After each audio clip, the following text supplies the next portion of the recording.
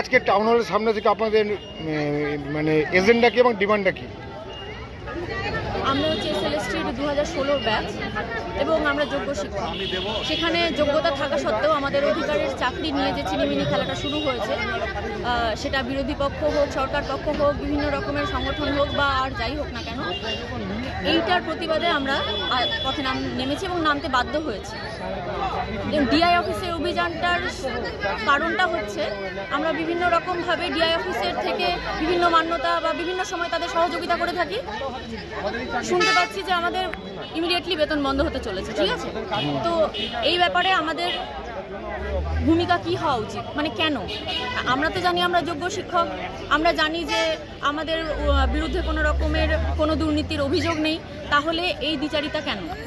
মানে কি, মানে কালো ব্যাজ পরে বিক্ষোভ মানে প্রতিবাদ জানাবেন নাকি?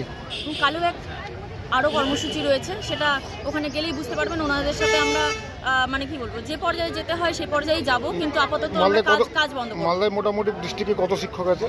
এখানে 700-800 আছে, শিক্ষাকর্মী দিয়ে প্রায় 1000 হবে। বলছি মুখ্যমন্ত্রী তো নেতাজি ইনস্টিটিউটে বলেছিল যে অনেক শিক্ষকদের বলেছিল যে আপনারাকে জয়েন করুন, মানে ক্লাস কিসে করতে। দেখুন, উনি জয়েন করতে বলেছিলেন এবং আমরা তার সাথে খুব বিরোধিতায় যেতে চাইনি, কিন্তু যখন এইটা জানলাম যে ভলেন্টিয়ারি, অর্থাৎ আমাদের সম্মানের জিনিসটাকে ভলেন্টিয়ারি স্বেচ্ছাসেবক হিসেবে সামনে দেখানো হচ্ছে ব্যাপারটা, এটার সাথে আমাদের ভীষণভাবে আপত্তি আছে। আপনার নাম?